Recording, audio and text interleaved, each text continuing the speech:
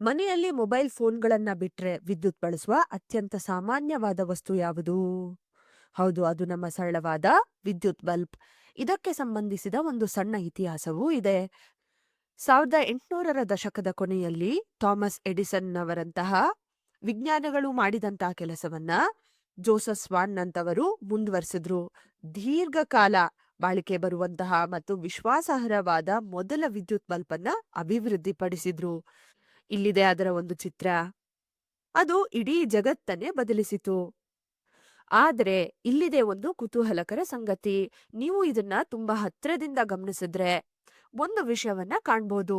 ಬಲ್ಬ್ನ ಒಳಗೆ ವಿದ್ಯುತ್ ಹೊಳೆಯೋದ್ರಿಂದ ಅದು ಬೆಳಗೋದಿಲ್ಲ. ಅದರೊಳಗಿನ ಫಿಲಮೆಂಟ್ ಮೂಲಕ ವಿದ್ಯುತ್ ಪ್ರವಾಹ ಹರಿದಾಗ ಅದು ತುಂಬಾ ಬಿಸಿ ಆಗೋದ್ರಿಂದ ಬಲ್ಬ್ ಬೆಳಗ್ತದೆ. ನಿಜ ಜೀವನದಲ್ಲಿ ಅತ್ಯಾಧುನಿಕ ಕ್ಯಾಮ್ರಾದಿಂದ ಇದನ್ನ ಸೆರೆ ಹಿಡಿದ್ರೆ ಅದು ಹೀಗೆ ಕಾಣುತ್ತೆ. ಟಿವಿಯಲ್ಲಿ ಅಥವಾ ನಿಮ್ಮ ಸುತ್ತಮುತ್ತಲೂ ಇರೋ ಅಕ್ಕಸಾಲಿಗರನ್ನ ನೀವು ನೋಡಿರ್ಬೋದು. ಅವರು ಕಬ್ಬಿಣವನ್ನ ಬಿಸಿ ಮಾಡುವಾಗ ಅದು ಕಿತ್ತಳೆ ಅಥವಾ ಕೆಂಪು ಬಣ್ಣಕ್ಕೆ ತಿರುಗೋದನ್ನ ನೀವು ನೋಡಿರ್ಬೋದು. ಅದೇ ರೀತಿ ಇಲ್ಲಿ ಲೋಹದ ಫಿಲಮೆಂಟ್ ಅಂದ್ರೆ ಲೋಹದ ತಂತು ತುಂಬಾ ಬಿಸಿಯಾದಾಗ ಅದು ಬೆಳಕನ್ನ ಉತ್ಪಾದಿಸುತ್ತೆ. ಹೀಗಾಗಿ ಇದು ಒಂದು ವೈಜ್ಞಾನಿಕ ಅನ್ವೇಷಣೆಯಾಗಿ ಅರ್ಥ ಮಾಡ್ಕೊಳ್ಳೋಣ. ವಿದ್ಯುತ್ ಪ್ರವಾಹವು ತಂತಿಯ ಮೂಲಕ ಹರಿದಾಗ ಆ ತಂತಿ ಬಿಸಿ ಆಗಬಹುದು. ಕೆಲವೊಮ್ಮೆ ಸ್ವಲ್ಪ ಬೆಚ್ಚಗಾಗಬಹುದು, ಇನ್ನು ಕೆಲವೊಮ್ಮೆ ತುಂಬಾ ಬಿಸಿ ಆಗಬಹುದು. ಬೇರೆ ರೀತಿಯಲ್ಲಿ ಹೇಳೋದಾದ್ರೆ ನಮಗೆ ದೊರೆಯುವ ಬೆಳಕು ನೇರವಾಗಿ ವಿದ್ಯುತ್ ಪ್ರವಾಹದಿಂದ ಬರೋದಿಲ್ಲ. ಬದಲಾಗಿ ಅದು ವಿದ್ಯುತ್ ಪ್ರವಾಹದ ಉಷ್ಣೋತ್ಪಾದನಾ ಪರಿಣಾಮದಿಂದ ಉಂಟಾಗೋದು. ಈಗ ಇದನ್ನ ಒಂದು ಸರಳ ಪ್ರಯೋಗದ ಮೂಲಕ ಅರ್ಥ ಮಾಡ್ಕೊಳ್ಳೋಣ. 1.5 ವೋಲ್ಟ್ನ 2 ಸೆಲ್ಗಳನ್ನ ಸರಣಿಯಲ್ಲಿ ಈ ರೀತಿ ಜೋಡಿಸ್ಕೊಳ್ಳೋಣ. ಈಗ ಒಟ್ಟು 3 ವೋಲ್ಟ್ಗಳಾಗಿದೆ. ಒಂದು ಸ್ವಿಚ್ ಮತ್ತು ಒಂದು ಚಿಕ್ಕ ಟಾರ್ಚ್ ಬಲ್ಬ್ ಅನ್ನ ತೆಗೆದುಕೊಳ್ಳಿ.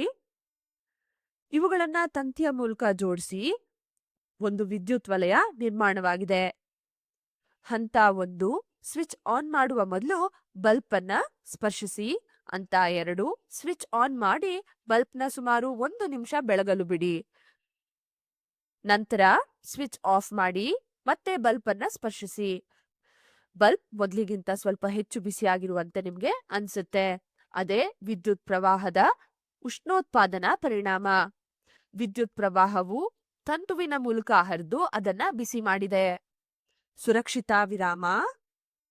ಈ ಸರಳ ಚಟುವಟಿಕೆಯನ್ನು ಸಹ ವಯಸ್ಕರ ಮೇಲ್ವಿಚಾರಣೆಯಲ್ಲೇ ಮಾಡಬೇಕು. ಮನೆಯ ವಿದ್ಯುತ್ ಸಂಪರ್ಕಕ್ಕೆ ಜೋಡಿಸಿರುವ ಬಲ್ಬ್ ಅನ್ನ ಎಂದಿಗೂ ಸ್ಪರ್ಶಿಸಬೇಡಿ.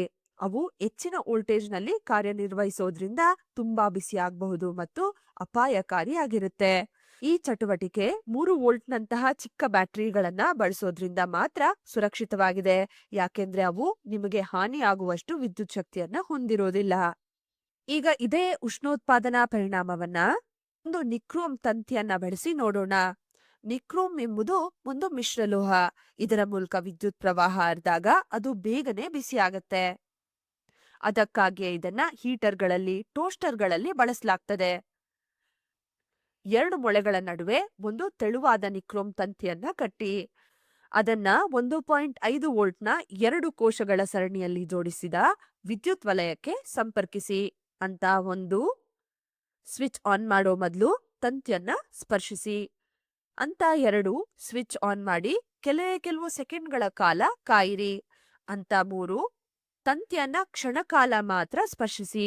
ಈಗ ಅದು ಮೊದಲಿಗಿಂತ ಸ್ವಲ್ಪ ಹೆಚ್ಚು ಬಿಸಿಯಾಗಿರುವಂತೆ ಅನಿಸುತ್ತೆ. ಮತ್ತೊಮ್ಮೆ ಸುರಕ್ಷಿತಾ ಸೂಚನೆ. ಈ ಪ್ರಯೋಗವನ್ನ ಕಡಿಮೆ ವೋಲ್ಟೇಜ್ನ ಬ್ಯಾಟರಿಗಳು ಮತ್ತು ತೆಳುವಾದ ನಿಕ್ರೋಮ್ ತಂತಿ ಬಳಸಿ ಮಾತ್ರ ಮಾಡಬೇಕು. ಮನೆಯ ವಿದ್ಯುತ್ ತಂತಿಗಳು ಹೆಚ್ಚಿನ ವೋಲ್ಟೇಜ್ನಲ್ಲಿ ಕಾರ್ಯನಿರ್ವಹಿಸುತ್ತದೆ ಮತ್ತು ತೀವ್ರವಾದ ವಿದ್ಯುತ್ ಆಘಾತ ಉಂಟಾಗಬಹುದು. ಆದ್ರಿಂದ ವಿದ್ಯುತ್ ಹರಿಯುತ್ತಿರುವ ತಂತಿಗಳನ್ನಾಗ್ಲಿ ಅಥವಾ ಮನೆಯ ವಿದ್ಯುತ್ಗೆ ಸಂಪರ್ಕಗೊಂಡಿರುವ ಯಾವುದೇ ಸಾಧನಗಳನ್ನಾಗ್ಲಿ ಎಂದಿಗೂ ಸ್ಪರ್ಶಿಸಬೇಡಿ. ಇಂತಹ ಪ್ರಯೋಗಗಳನ್ನ ಯಾವಾಗಲೂ ವಯಸ್ಕರ ಮೇಲ್ವಿಚಾರಣೆಯಲ್ಲಿ ಮಾತ್ರ ಮಾಡಬೇಕು. ಹಾಗಾದ್ರೆ ಫಿಲಮೆಂಟ್ ಅಥವಾ ತಂತು ಯಾಕೆ ಬಿಸಿಯಾಗಿ ಬೆಳಕನ್ನ ಹೊರಸೂಸ್ತದೆ? ವಾಸ್ತವವಾಗಿ ತಂತಿ ತಯಾರಾಗುವ ವಸ್ತುವೇ ವಿದ್ಯುತ್ ಪ್ರವಾಹಕ್ಕೆ ಒಂದು ನಿರ್ದಿಷ್ಟ ಪ್ರತಿರೋಧ ಅಂದ್ರೆ ರೆಸಿಸ್ಟೆನ್ಸ್ ನ ನೀಡ್ತದೆ. ಈ ಪ್ರತಿರೋಧದ ಕಾರಣದಿಂದಲೇ ತಾಪ ಉಂಟಾಗೋದು. ಆದ್ರೆ ನಿಜವಾಗಿ ಒಂದು ತಂತಿಯಲ್ಲಿ ಉತ್ಪತ್ತಿಯಾಗುವ ತಾಪದ ಪರಿಣಾಮವು ಈ ಅಂಶಗಳ ಮೇಲೆ ಆಧಾರಿತವಾಗಿರುತ್ತೆ. ತಂತು ಯಾವ ವಸ್ತುವಿನಿಂದ ತಯಾರಾಗಿದೆ ಅನ್ನೋದ್ರ ಮೇಲೆ, ತಂತು ಎಷ್ಟು ಉದ್ದವಾಗಿದೆ ಅನ್ನೋದ್ರ ಮೇಲೆ ಮತ್ತು ತಂತಿ ಎಷ್ಟು ದಪ್ಪ ಅಥವಾ ತೆಳುವಾಗಿದೆ ಅನ್ನೋದ್ರ ಮೇಲೆ. ಅದಕ್ಕಾಗಿಯೇ ಸಾಮಾನ್ಯ ವಿದ್ಯುತ್ ವಲಯಗಳಲ್ಲಿ ಬಳಸುವ ತಂತಿಗಳು ಹೆಚ್ಚು ಬಿಸಿಯಾಗೋದಿಲ್ಲ. ಅವುಗಳ ಮೂಲಕ ಹರಿಯುವ ವಿದ್ಯುತ್ ಪ್ರವಾಹ ಮತ್ತು ವೋಲ್ಟೇಜ್ ತಾಮ್ರದ ತಂತಿಯನ್ನ ಕರಗಿಸುವಷ್ಟು ಹೆಚ್ಚಾಗಿರೋದಿಲ್ಲ. ನೀವು ಬಹುಶಃ ಇವುಗಳನ್ನ ನೋಡಿರ್ಬೋದು: ವಿದ್ಯುತ್ ಇಸ್ತ್ರಿ, ಗೀಸರ್, ಕೊಠಡಿ ಹೀಟರ್, ವಿದ್ಯುತ್ ಒಲೆ. ಇವೆಲ್ಲವೂ ವಿದ್ಯುತ್ ಪ್ರವಾಹದ ಉಷ್ಣೋತ್ಪಾದನಾ ಪರಿಣಾಮವನ್ನ ಆಧರಿಸಿ ಕಾರ್ಯನಿರ್ವಹಿಸುತ್ತೆ. ಇವುಗಳಲ್ಲಿ ವಿಶೇಷವಾದ ಸುರಳಿ ತಂತಿಗಳು ಅಂದ್ರೆ ಕಾಯಿಲ್ಸ್ ಇರುತ್ತೆ. ಅವು ವಿದ್ಯುತ್ ಪ್ರವಾಹ ಹರಿದಾಗ ಬೇಗನೆ ಬಿಸಿಯಾಗಿ ತಮ್ಮ ಕೆಲಸವನ್ನ ಮಾಡುತ್ತೆ. ಈ ಸುರಳಿ ತಂತಿಗಳನ್ನ ಹೀಟಿಂಗ್ ಎಲಿಮೆಂಟ್ಸ್ ಅಥವಾ ಧಾತುಗಳು ಅಂತ ಕರೆಯಲಾಗ್ತದೆ. ಈಗ ಮತ್ತೆ ಬಲ್ಬ್ನ ಕಡೆ ಬರೋಣ. ಒಂದು ತಾಪದೀಪ್ತ ದೀಪ ಅಂದ್ರೆ ಇನ್ಕ್ಯಾಂಡಸೆಂಟ್ ಬಲ್ಬ್ ಬೆಳಗುವಾಗ ಅದು ಬಳಸುವ ವಿದ್ಯುತ್ ಶಕ್ತಿಯ ದೊಡ್ಡ ಭಾಗವು ತಾಪವಾಗಿ ವ್ಯರ್ಥವಾಗ್ತದೆ. ಅದು ಅಷ್ಟೇನೂ ಉತ್ತಮ ವಿಧಾನವಲ್ಲ. ಹಾಗಾದ್ರೆ ಇದಕ್ಕಿಂತ ಉತ್ತಮವಾದದ್ದು ಯಾವುದು? ಎಲ್ಇಡಿ ಬಲ್ಬ್ಗಳು ಮತ್ತು ಸಿಎಫ್ಎಲ್ ಬಲ್ಬ್ಗಳು. ಇವು ಕಡಿಮೆ ವಿದ್ಯುತ್ ಬಳಸಿ ಕಡಿಮೆ ತಾಪವನ್ನ ವ್ಯರ್ಥ ಮಾಡುತ್ತಾ ಅದೇ ಪ್ರಮಾಣದ ಬೆಳಕನ್ನ ನೀಡುತ್ತೆ. ಇತ್ತೀಚಿನ ದಿನಗಳಲ್ಲಿ ಸಿಎಫ್ಎಲ್ ಬಲ್ಬ್ಗಳಿಗಿಂತಲೂ ಎಲ್ಇಡಿ ಬಲ್ಬ್ಗಳಿಗೆ ಹೆಚ್ಚಿನ ಆದ್ಯತೆಯನ್ನ ನೀಡಲಾಗ್ತಾ ಇದೆ. ಯಾಕೆಂದ್ರೆ ಅವು ಹೆಚ್ಚು ಕಾಲ ಬಾಳಿಕೆ ಬರ್ತವೆ ಮತ್ತು ಇನ್ನೂ ಕಡಿಮೆ ವಿದ್ಯುತ್ ಬಳಸ್ತದೆ. ಅದಕ್ಕಾಗಿಯೇ ಅವು ಪರಿಸರಕ್ಕೂ ಉತ್ತಮ, ನಿಮ್ಮ ವಿದ್ಯುತ್ ಬಿಲ್ಲಿಗೂ ಅನುಕೂಲಕರ. ಇಲ್ಲಿದೆ ಒಂದು ಚಿಕ್ಕ ಸಲಹೆ: ವಿದ್ಯುತ್ ಬಲ್ಬ್ಗಳು ಅಥವಾ ವಿದ್ಯುತ್ ಉಪಕರಣಗಳನ್ನ ಖರೀದಿಸುವಾಗ ISI ಗುರ್ತಿದ್ಯಾ ಅಂತ ಗಮನಿಸಿ. ಇದು ಬ್ಯೂರೋ ಆಫ್ ಇಂಡಿಯನ್ ಸ್ಟ್ಯಾಂಡರ್ಡ್ಸ್ ನೀಡಿರುವ ಗುರುತು.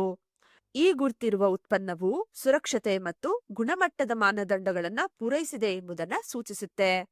ಹಾಗಾದ್ರೆ ಇಂದು ನಾವು ಏನ್ ಕಲ್ತ್ವು?